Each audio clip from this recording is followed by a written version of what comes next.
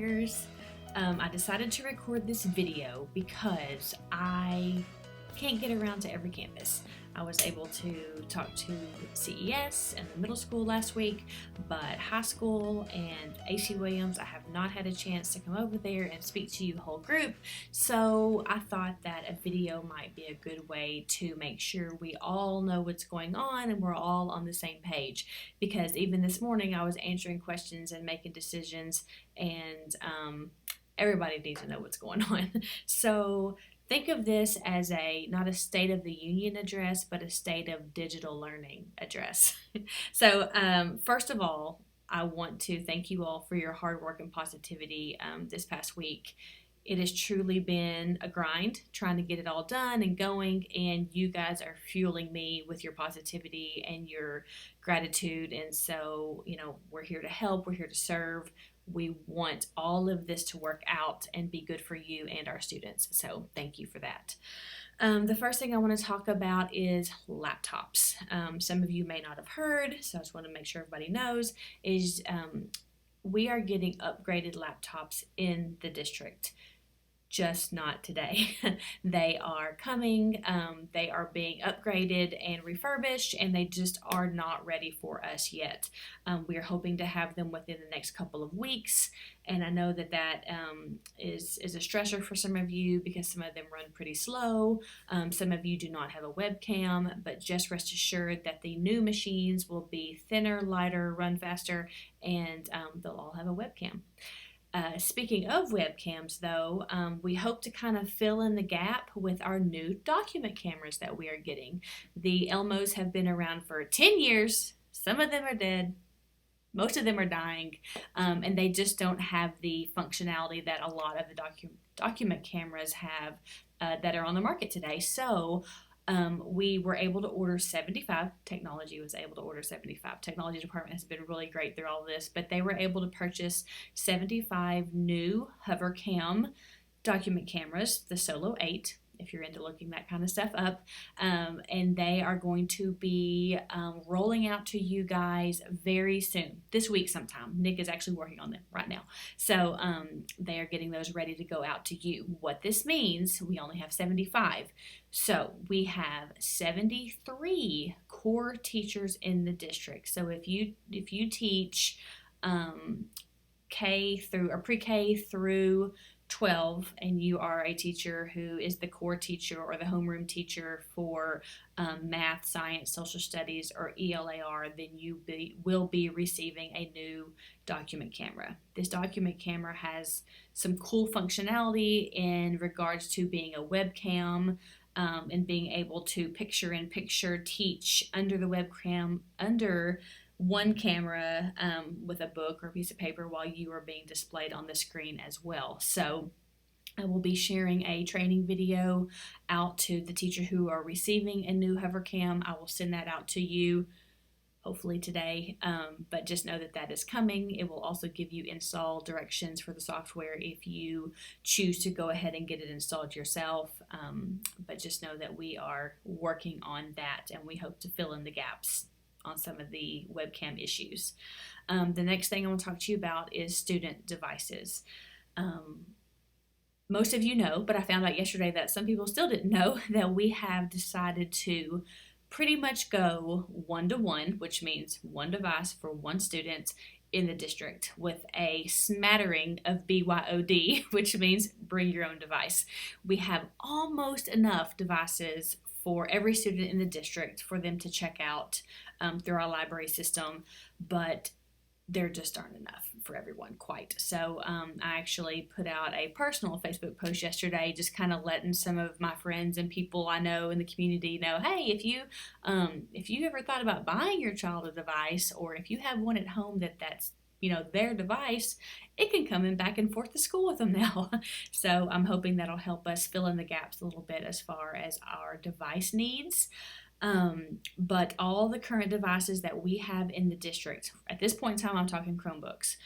All the Chromebooks that we have currently in carts or in classrooms or in lock and charge cabinets, any Chromebook, anywhere, funded anyway, grants or no grants, will all be checked out to students. The students will be responsible for bringing their device with them every day to school and taking it home with them every day. They will be getting a charger. So part of our classroom management of these devices is going to be, you have to bring your device charged to school every day. And that's something that we'll have to cover the first couple of weeks of school with our students. But the first week, the plan is that we are trying to work out how we are going to physically check them out to students and get that all worked out. But the first thing we need to know is who needs a Chromebook. We don't know. So I have created a form. Al and I worked on it yesterday.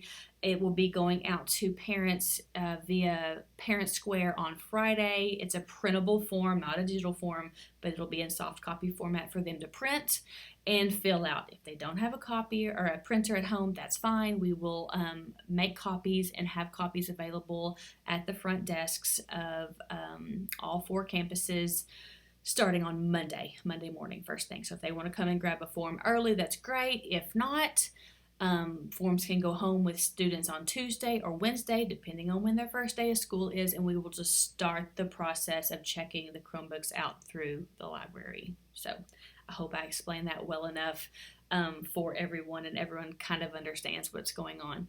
Our students will continue to log in using their CISDtigers.org account. They will just have to log on to their Chrome browser if they bring a laptop or a Mac, either a Windows or Mac device with them. But we are asking for only laptops, no iPads, no phones to try and access, because as we learned in the spring, it just doesn't work well with the mobile devices. So these students really need to have some sort of laptop, Chromebook, Mac, Windows.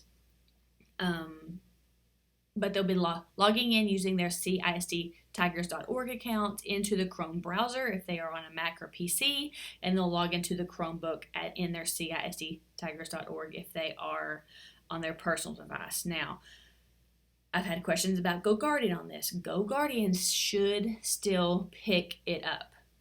Have we tested this out? No, because we don't have students. But according to GoGuardian, it should work. It should still pick them up to where you can see what they're doing. So when they're in your classroom doing work, or if they are on the hybrid and it's their home day, or if they're on the at-home learning model and they are at home, you can still see what they're doing and help them through anything that they're working on. So that is a little bit about student devices.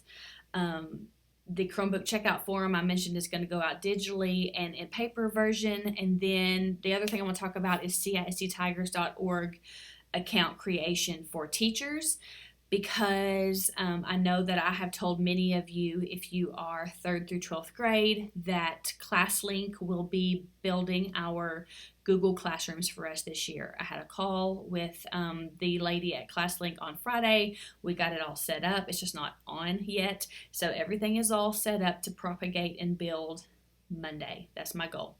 So Monday, all of those will build. The problem is we have commerceisd.org for our teachers, and we have CISDtigers.org for our students. They don't speak to each other for this process. So what I'm doing is I'm building a teacher account for every teacher in CISDtigers.org. We've done this in the past for different things. For read and write, we did that when we first started using Google. All of our teachers had to be in CISDtigers.org because the 2 domains wouldn't talk to each other in classroom. So this isn't anything new to us. Many of you already have one of these accounts, but I haven't finished creating accounts yet. So just know that when everything is built in Google Classroom and your classrooms are built for you with the students, with your subject area, with your class period, when all that is built, it's going to be built on the CISDtigers.org side, and you'll be the teacher in that domain. But since our domains do talk to each other now, you will have to go in as the teacher of these classrooms in CISD Tigers and make yourself the co-teacher of that classroom with your commerceisd.org account. Now, if you feel like I've just spoken German to you and you're like, I don't even know what the heck this chick's talking about right now, there will be a training video once it all gets turned on. Okay, I will let you know how to do this process when it all gets turned on Monday. My goal for doing it on Monday is that everything can propagate and we can go in and see if there's anything weird happening, because if there's anything weird happening, it's not pulling from Skyward or somewhere correctly. So we need to try and get it fixed before first class day. Looking through my list right here.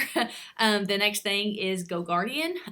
GoGuardian in years past has kind of been used just for teachers who use the carts, being able to manage the carts and the Chromebooks in their classroom. But now GoGuardian will kind of have broader reaching capabilities for our students who are at home, like I said, in asynchronous learning or in the hybrid model and it's their home day. You have the ability as the teacher to see more of what they're doing, track class time working through GoGuardian. So I know that more people are going to need access to GoGuardian than just the core teachers who have traditionally had access to it in the past. So just know that I am working on GoGuardian logins along with the CISDtigers.org account creation. So my goal is by tomorrow afternoon to have all of those accounts created and an email sent to you letting you know it's been created so you can log in. If you do not receive an email from me after tomorrow afternoon, then let me know if you need an account. Or, I'm going to try and hit everyone who will have a class of students that they have to. So that's PE, that's core, that's specials, all the things. I will try to make sure all of you have access to GoGuardian. And one of the last things I want to talk about is EdPuzzle. We turned on EdPuzzle at the first of the month, beginning of August, yesterday. And so we now have the paid full version of EdPuzzle. The gentleman who is my Texas contact, he emailed me yesterday and he needed to know who the onboarding person was. That's me. But I don't know what he means by onboarding. I assumed that when I gave you all the campus codes in the Digital Learning Connections professional development that that automatically puts you in your campuses and that they flip the switch to paid, everything would stay the same. You would just have unlimited amount of videos that you could create, but I don't know. So if anything goes weird or changes with EdPuzzle, let me know. I did receive a message this morning that it was back to basic. So I asked them, why did it turn off again? So they're supposed to be turning that back on, hopefully. And then be sure and use EdPuzzle. In the Q&A today, I have a question, but I'm going to go ahead and give you the answer. Why use EdPuzzle, basically, when you can assign a video in Google Classroom? It's because EdPuzzle gives you analytics. It lets you know that those students watched the video or did not watch the video. If you assign it in Google Classroom, you put it out there into the world, you don't know. You have no clue. EdPuzzle shows you the status bar of where each student is in each video that you assign. So not that you have to sit there like a hawk and make sure every student watched this lesson, even though that they really do need to watch all the lessons, but it'll let you know if the student, if they're engaged or not, if they are watching the lesson, if their parents are like, well, we haven't received any schoolwork. Well, your kid watched this video over this lesson, So anyway, there's a lot of different ways you could use it. So just know that EdPuzzle is paid. It's ready to go. Use it. Okay. The last thing I want to talk to you about is Digital Learning Connections. Thank you all so much for your hard work through it. I know some of you flew through it. Some of you, it was a little bit more work, but I hope that you all found something that you can use and take with you. I have some flair I'm going to be bringing around soon, sometime, for you to put onto your lanyard. So it's going to say, I survived Digital Learning Connections. It's actually sitting over there and I can't reach it. But it's a little button for you, flair, to put on your lanyard that you survived it. So thank you all for everything. I hope this video was helpful. I hope I didn't ramble too much. And if you have any questions, let me know.